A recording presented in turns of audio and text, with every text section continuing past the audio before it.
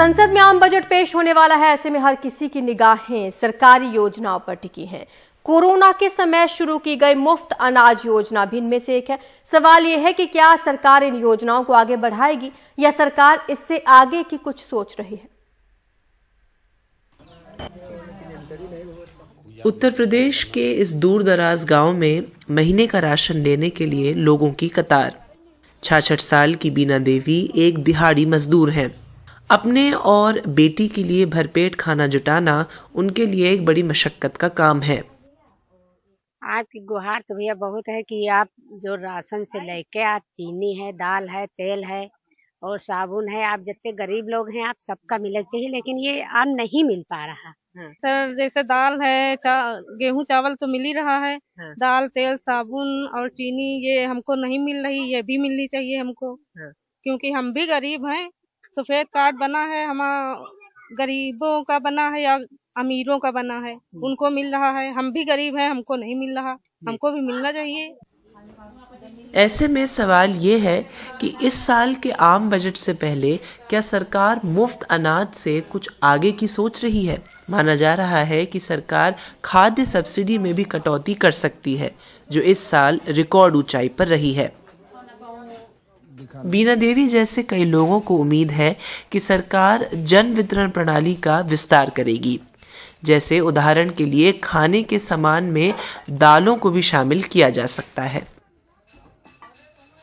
सरकार से यही चाहते हैं कि हमें जो हमारे डेली यूजेस का खाद्य पदार्थ लगता है वो हमें सब मिलना चाहिए। दाल, गेहूं, चना, चावल।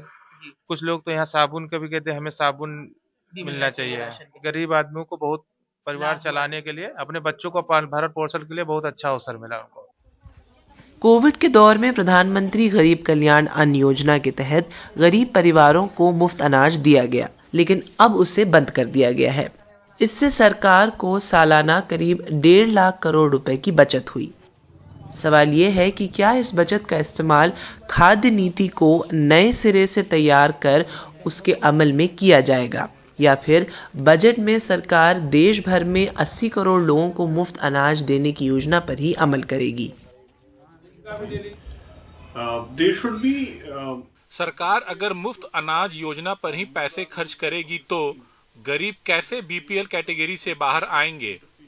सरकार को जन वितरण प्रणाली के विस्तार पर ध्यान देना चाहिए और टिकाऊ खाद्य नीति का लंबा समाधान खोजना चाहिए। We will never be able to cope up with the funds we need. सरकार ने अब ये तय किया है कि कोविड में शुरू की गई प्रधानमंत्री गरीब कल्याण योजना अब बंद कर दी जाएगी। इसके मायने ये हैं कि इस बजट में सरकार के पास उस पे खर्च करा जाने वाला पैसा अब बचेगा। यहाँ के लोगों का ये कहना है कि अब सरकार को इस बात पर फोकस करना चाहिए कि गांव में गांव के लोगों को भी पोषण सही तौर पर मिल रहा है कि नहीं। अब इसके ये मायने हैं कि mid day meal scheme, integrated child development scheme, इस पर भी सरकार अब गौर करेगी। मोहरा खुर्द विलेज, लखनऊ के पास अपने कैमरा सहयोगी राजेश गुप्ता के साथ वेदांत, एनडीटीवी इंडिया। मुंबई में विशाल हिंदू जन आक्रोश मोर्चा का आयोजन किया गया, जिसमें बड़ी संख्या में हिंदू, महिला और युवक युवतियों ने भाग लिया। सड़क पर उतरकर लव जिहाद और लैंड जिहाद बंद करो का नारा लगाया। दादर के शिवाजी पार्क से हजारों की संख्या में हिंदू पैदल चलते हुए दादर में कामगार खेल मैदान तक गए, जहां तेलंगाना से आए उग्र हिंदूवादी नेता टी राजा सिंह ने सभा को संबोधित किया।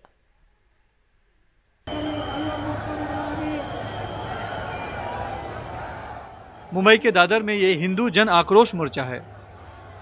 मोर्चे में बड़ी संख्या में हिंदू, महिला, पुरुष, युवक युवतियों ने हिस्सा लिया और लव जिहाद और लैंड जिहाद बंद करो का नारा लगाया। मोर्चे में आरएसएस, वीएचपी और बीजेपी सहित कई हिंदू सामाजिक संगठनों के नेता और कार्यकर्ता शामिल हुए। जो मानसिकता हिंदू धर्म को निगलना चाहती है पिछले 1000 साल से, उस गंदी ओछी मानसिकता के खिलाफ ये मोर्चा है। मुंबई में आज हिंदू जन आक्रोश मोर्चा का आयोजन किया गया है। दादर शिवाजी पार्क से सेना बन होते हुए ये मोर्चा कामगार स्टेडियम तक जा रहा है।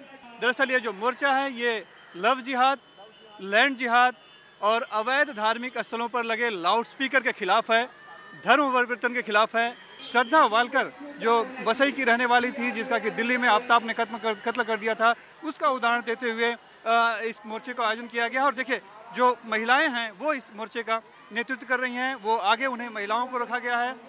दादर में शिवाजी पार्क से निकला यह मोर्चा दादर में ही कामगार खेल मैदान पर जाकर सभा में बदल गया।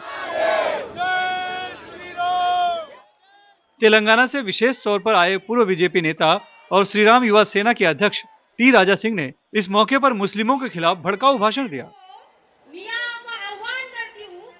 अपने विवादास्पद बयानों के लिए चर्चा में रहने वाले टी राजा सिंह ने मुस्लिम सेल्समैन, दुकानदार, जिम ट्रेनर और हलाल सर्टिफिकेट वाली वस्तुओं के बहिष्कार की अपील की। साथ ही राज्य में बीजेपी की वर्तमान सरकार को भी चेतावनी देने से नहीं चुके। महाराष्ट्र की पवित्र धरती पर हिंदुओं की धरती है ये, और हिंदुओं की धरती में लव जिहाद के ऊपर कानून पारित करे, इसके लिए संघर्ष करना पड़ रहा है। शर्म की बात है। मैं राज्य सरकार से निवेदन करना चाहूंगा कि इन तमाम तत्वों के ऊपर ध्यान दें और तुरंत इन सभी चीजों पर अगर आप लोग प्रतिबंध नहीं लाओगे तो जैसे पिछली सरकारें डूब गई, आपकी भी सरकार डूब जाएगी। मोर्चे में बीजेपी के कई नेता शामिल हुए, लेकिन उन्हें मंच पर जगह नहीं दी गई। सभी को आम लोगों के साथ ही मैदान में अलग से बैठाया गया और मीडिया के साथ उनके बोलने पर भी पाबंदी लगाई गई। हालांकि ये पूछने पर कि हिंदुत्ववादी विचारधारा की आपकी अपनी सरकार है तो फिर ये मोर्चा क्यों, इस पर मुंबई बीजेपी के अध्यक्ष आशीष शेलार ने सफाई दी कि ये मोर्चा सरकार के खिलाफ नहीं बल्कि हिंदुओं की भावनाओं का प्रदर्शन है। मोर्चा अपने विचारों का जाहिर प्रदर्शन करने के लिए है, सरकार के खिलाफ नहीं। सरकार अपना काम कर रहा है, करेगा और पूरा मेरा भरोसा है, लेकिन समाज की भावना सरकार को निर्णय लेने के लिए भी कभी कभी बल देता है, उसके कारण ये मोर्चा है। नाम हिंदू जन आक्रोश, निशाने पर लव और लैंड जिहाद और लक्ष्य मुंबई का बीएमसी चुनाव। साफ है बीएमसी पर कब्जा करने के लिए बीजेपी की विकास कार्यों के साथ धार्मिक ध्रुवीकरण की राजनीति भी जारी है। मुंबई से कैमरामैन प्रवीण रोहित साथ सुनील सिंह, एनडीटीवी इंडिया के लिए। सेना में छत्तीसगढ़ के लोगों का ज्यादा से ज्यादा चयन हो सके, इस मकसद से फौज से सेवानिवृत्त 3 फौजियों ने रायपुर में फौज की ट्रेनिंग देने का सपना देखा और 2 साल पहले 2020 में अपने खर्च पर मुफ्त प्रशिक्षण शुरू किया। फिलहाल वो 200 से ज्यादा छात्रों को प्रशिक्षण दे रहे हैं, जिसमें लड़कियों की भी अच्छी खासी तादाद है। ये सब अग्निवीर बनने के लिए ट्रेनिंग ले रहे हैं।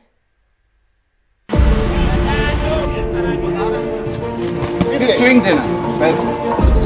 रायपुर में कमल विहार कॉलोनी को फौज से रिटायर हुए पन्ना लाल सिन्हा और सूबेदार गज मोहन साहू ने छोटे से आर्मी ट्रेनिंग कैंप का सरीखा बना दिया है। फौज में जाने का सपना लिए कई छात्र यहाँ निःशुल्क प्रशिक्षण लेते हैं।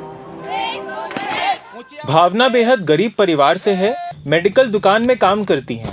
अग्निवीर बनकर देश की सेवा और परिवार की मदद का ख्वाब है। मैं अग्निवीर में जाना चाहती हूँ और सर लोग जिस हिसाब से हमको ट्रेनिंग दे रहे हैं, रनिंग करवा रहे हैं, हमारा जो फिजिकल एक्सरसाइज वगैरह हो रहा है, उससे मेरे को उम्मीद है सर कि इस बार जो अग्निवीर का जो भर्ती खुलेगी उसमें मेरा सिलेक्शन हो ही जाएगा। सर अग्निवीर में तो हमको वैसे हर चीज़ प्लस पॉइंट दिख रहा है और जो मेन चीज़ है सर, जैसे कि हम सैनिक बनना चाहते हैं तो 4 साल हम देश की सेवा करके अपने घर वापस आ सकते हैं। शिवांगी सोनी मध्यम वर्ग से हैं, कहती हैं अग्निवीर अच्छा मौका है, 4 साल बाद परिवार में वापस भी लौट सकती हैं। प्रभा भी कुछ ऐसे ही सोचती हैं। अग्निवीर की स्कीम आई है वो हमारे लिए मतलब बहुत बेनिफिशियल है, उससे हमें बहुत सारी चीज़ें सीखने भी मिलेगी।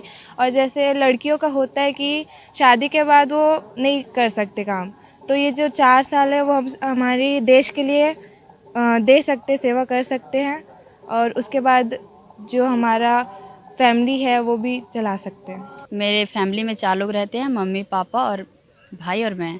पापा फार्मर हैं, मम्मी हाउसवाइफ है, भाई भी जॉब ढूंढ रहा है और मैं अग्निवीर की तैयारी कर रही हूँ। आर्थिक प्रॉब्लम है सर। तो क्या बनना चाहते हैं आप? मैं अग्निवीर में जाना चाहती हूँ सर। क्यों? मुझे देश की सेवा करना है। अभी यहाँ 58 लड़कियों समेत 210 युवा अग्निवीर की ट्रेनिंग ले रहे हैं। पहला इनका बेस्ट ऑप्शन है अग्निवीर का। अग्निवीर के बाद में लड़कों का तो बहुत सारे हैं, जैसे कि CISF, BSF, ITBP, army, air force, navy, इन सब में जाने का इन लोग का बेस्ट ऑप्शन है। और कई लड़के अभी परीक्षा में गए भी हैं और आए भी हैं। देश में अग्निवीर को लेकर विरोध जरूर हो, लेकिन छत्तीसगढ़ की बहुत सारी ऐसी लड़कियां हैं जो निःशुल्क ट्रेनिंग लेकर अग्निवीर बनना चाहती हैं। और उसके पीछे की वजह ये है कि उनका ये मानना है कि 4 साल की वो देश सेवा कर पाएंगी, बॉर्डर पे तैनात रहेंगे और उसके बाद वो जो घर की जिम्मेदारियां हैं उसको बाखूबी निभा पाएंगी, क्योंकि 4 साल बाद जब रिटायरमेंट हो जाएगा तो उसके बाद उनके पास एक बड़ी रकम होगी जिससे वो अपने परिवार को सपोर्ट कर पाएंगे। रायपुर से जुल्फिकार अली, एनडीटीवी इंडिया के लिए।